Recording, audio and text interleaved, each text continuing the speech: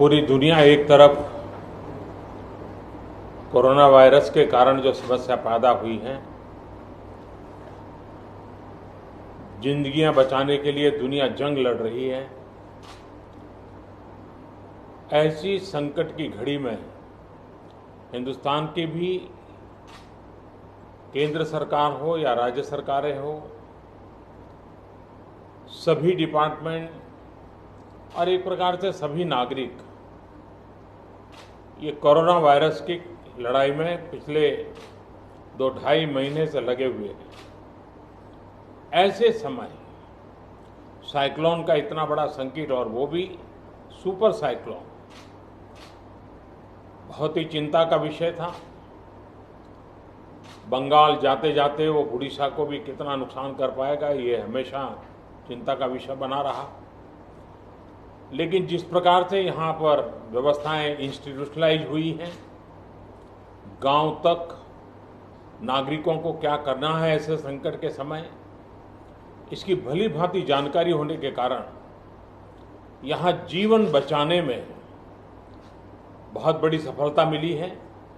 और इसके लिए उड़ीसा के नागरिक, उड़ीसा का प्रशासन और उड़ीसा के मुख्यमंत्री श्रीमान नवीन बाबू, उनकी पूरी टीम अभिनंदन के अधिकारी हैं।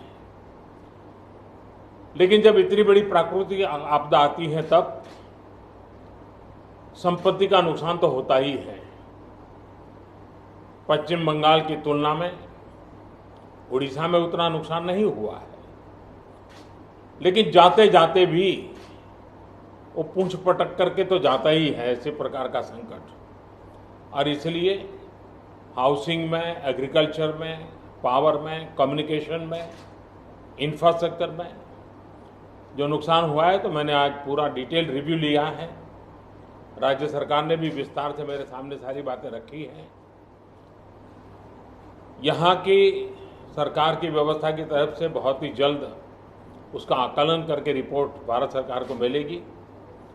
भारत सरकार की टीम भी तत्काल यहाँ पहुँचेगी और पूरी परिस्थिति का रिव्यू कर करके लंबे समय के लिए रिलीफ हो, रिस्टोर करने की बात हो, रिहेबिलिटेशन की बात हो, इन सारी चीज़ों को प्राथमिकता देते हुए काम आगे बढ़ाया जाएगा।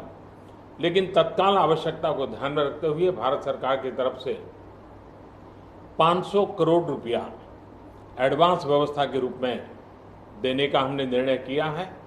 और बाकी आवश्यकताएं एक बार कंप्लीट सर्वे होने के बाद, रिहेबिलिटेशन की पूरी योजना बनने के बाद, भारत सरकार भी कंधे से कंधा मिला करके ओडिशा के विकास की यात्रा में और इस संकट की घड़ी से बाहर निकलने के काम में पूरी तरह मदद करेगा।